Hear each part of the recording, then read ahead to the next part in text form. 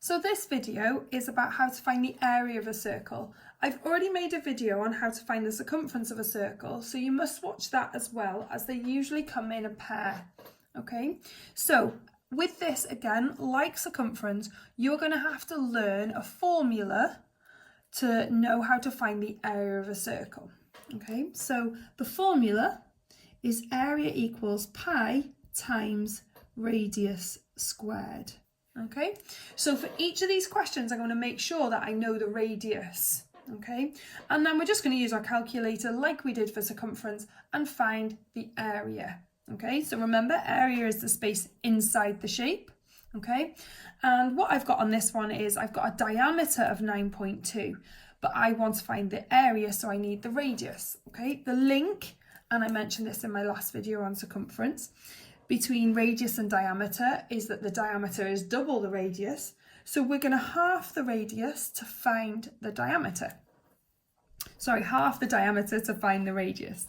So the radius is equal to 9.2 divided by 2, which is 4.6. Now you could use your calculator if you want to, because these are calculator questions, but it doesn't matter either way.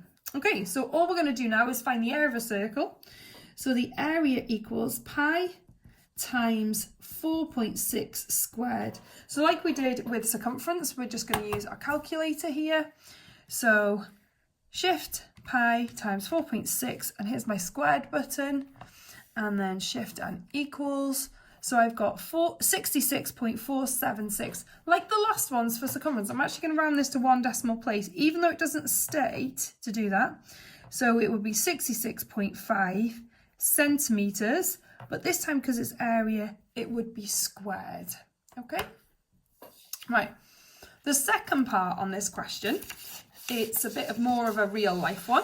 So it says a circular fish pond has a radius of 2.5 meters. Now, if you wanted to, you could draw it out. Let's put the center on, and what we're told is we know the radius, which is from center to edge, so 2.5 meters.